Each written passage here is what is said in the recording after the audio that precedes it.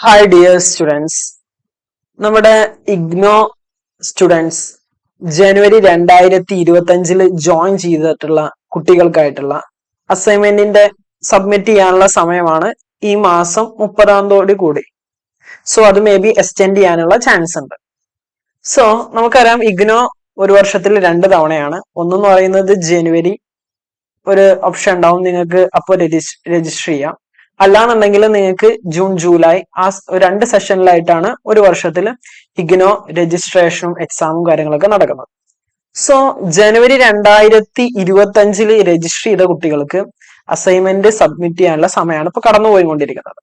So അപ്പോൾ ഒരുപാട് കുട്ടികൾ നമ്മളോട് ചോദിച്ചു എങ്ങനെയാണ് അസൈൻമെന്റ് എഴുതേണ്ടത്, അസൈൻമെന്റിന്റെ ഡീറ്റെയിൽസ് അതുപോലെ തന്നെ ക്വസ്റ്റ്യൻസ് എവിടെ നിന്നാണ് കിട്ടുക എന്നുള്ളത് ഒരുപാട് കുട്ടികൾ ചോദിച്ചു. അതുകൊണ്ടാണ് നമ്മൾ ഈ ഒരു വീഡിയോ ചെയ്യാൻ കാരണം. ഓക്കെ, സോ എങ്ങനെയാണ് ചെയ്യാന്ന് വെച്ചാൽ ആദ്യം നമ്മൾ രജിസ്റ്റർ ചെയ്യുന്ന സമയത്ത് നമുക്കൊരു PDF ഇട്ടിട്ടുണ്ടാവും. സോ അതിൽ നിങ്ങളുടെ കോഴ്സിന്റെ വ്യക്തമായിട്ടുള്ള ഡീറ്റെയിൽസ് ഉണ്ടാവും. അപ്പൊ നിങ്ങൾക്ക് സ്ക്രീനിൽ കാണുന്നത് പോലെ ഇവിടെ കോഴ്സ് കോഡ് എന്ന് പറഞ്ഞിട്ടുണ്ടോ, BHIC101 എന്ന് പറഞ്ഞിട്ടുള്ള ഒരു കോഡ്. ഇതിപ്പോ ഒരു സ്റ്റുഡന്റിനെയാണ്, ജസ്റ്റ് ഞാൻ ഒരു സാമ്പിളിന് വേണ്ടിയിട്ട് കാണിക്കാൻ വേണ്ടിയിട്ടാണ്. അതുപോലെ തന്നെ താഴെ അങ്ങനെ ഓരോ പേപ്പർ ഉണ്ടല്ലോ, ഇതിപ്പോ 2 സെമസ്റ്ററിന്റെ ആയിട്ടാണ് വരുന്നത്. ഓക്കെ, സെമസ്റ്റർ 1ഉം സെമസ്റ്റർ 2 ആയിട്ട്.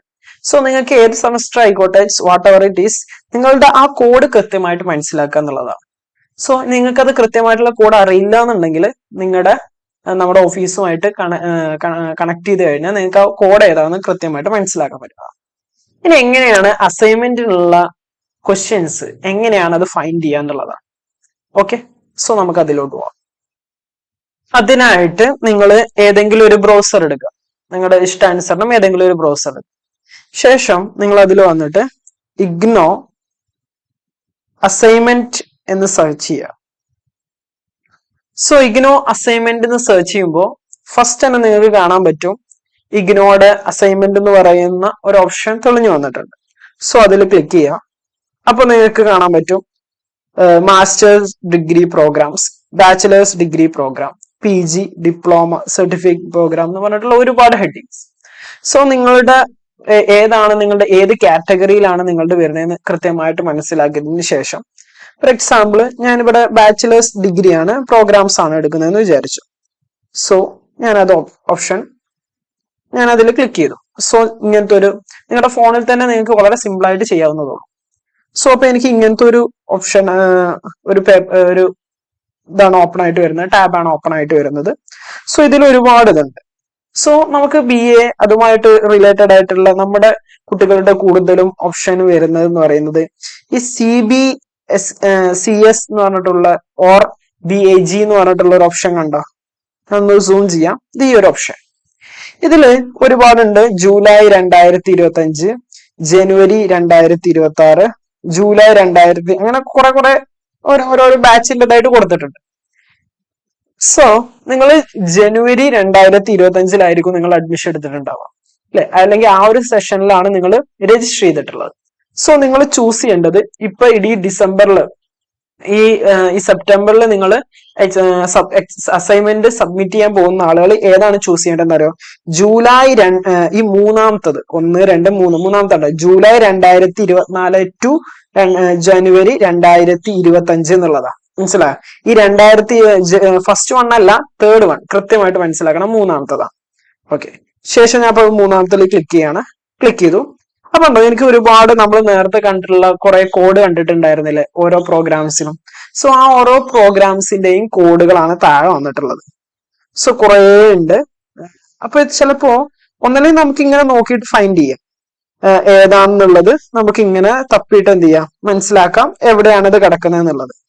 ഇനി സപ്പോസ് നിങ്ങൾക്കത് ഫൈൻഡ് ചെയ്യൽ ബുദ്ധിമുട്ടാണെന്ന് വിചാരിച്ചു. സോ ഇതിന്ന് സെർച്ച് ചെയ്തെടുക്കാന്ന് പറഞ്ഞാൽ, കാരണം അത്രത്തോളം ഉണ്ടല്ലോ, ഒരുപാടുണ്ട്.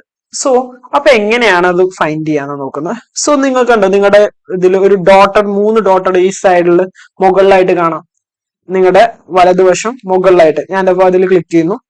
സോ കുറെ ഓപ്ഷൻസ് അപ്പൊ എനിക്ക് താഴോട്ട് വന്നു. സോ അതിലിങ്ങനെ സ്ക്രോൾ ചെയ്ത് കഴിഞ്ഞാൽ ഫൈൻഡ് ഇൻ പേജ് എന്ന് പറഞ്ഞിട്ടുള്ള ഒരു ഓപ്ഷൻ ഉണ്ട്. സോ അതിൽ ക്ലിക്ക് ചെയ്യാം. അത് ക്ലിക്ക് ചെയ്യുമ്പോൾ ഇങ്ങനെ സെർച്ച് ചെയ്യാനുള്ള ഒരു ഓപ്ഷൻ വരും. അപ്പൊ ഞാൻ നേരത്തെ കണ്ടുള്ള കോഡ് നമുക്ക് സെർച്ച് ചെയ്യാം. BHICI ആയിരുന്നു. സോ ഞാൻ സെർച്ച് ചെയ്തു. സോ നോക്കിക്കോ, BHIC എന്ന് പറയുന്നുള്ളതാണ് ഞാൻ സെർച്ച് ചെയ്തത്.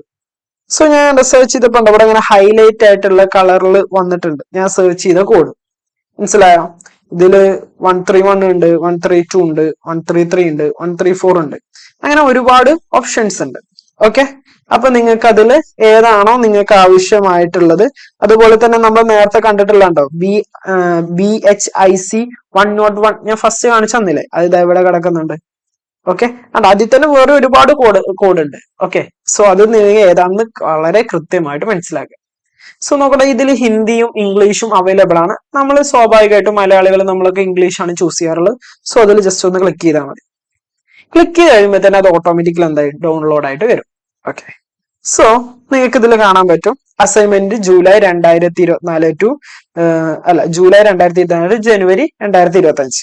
അപ്പോ കോഡ് കൊടുത്തിട്ടുണ്ട്. ഹിസ്റ്ററി ആണ് വരുന്നത്, ഹിസ്റ്ററി ഓഫ് ഇന്ത്യ, അതാണ് ആ ഞാൻ പറഞ്ഞിട്ടുള്ള ആ പേപ്പറിന്റെ പേര്.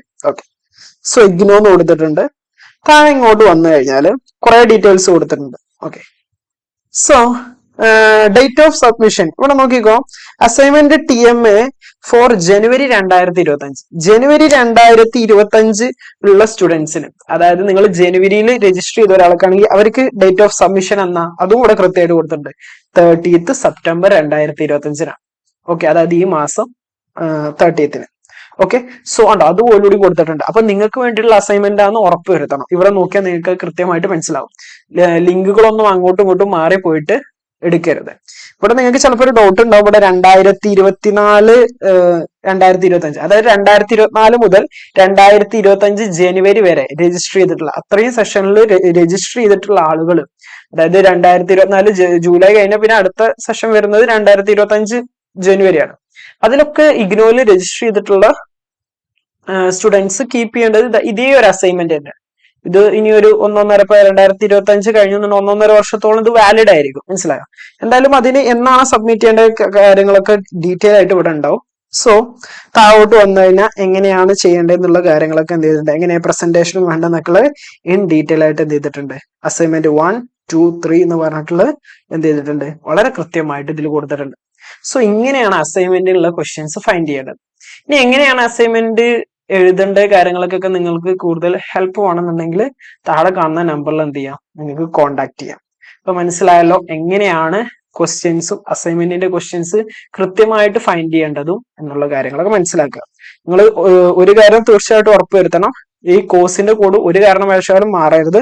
അതുപോലെ തന്നെ ഈ നിങ്ങളുടെ കറക്റ്റ് ബാച്ചിലെ ഡേറ്റ് ഓഫ് സബ്മിഷനും കാര്യങ്ങളൊക്കെ നോക്കിയിട്ട് എന്ത് ചെയ്യണം, നിങ്ങളത് ഉറപ്പ് വരുത്തണം. അല്ലാതെ ക്വസ്റ്റ്യൻ മാറിപ്പോകരുത്. അതൊന്ന് ശ്രദ്ധിച്ചാൽ മതി. ഓക്കെ, അപ്പോ കാര്യങ്ങൾ വളരെ വ്യക്തമായിട്ട് മനസ്സിലായി എന്ന് വിചാരിക്കുന്നു.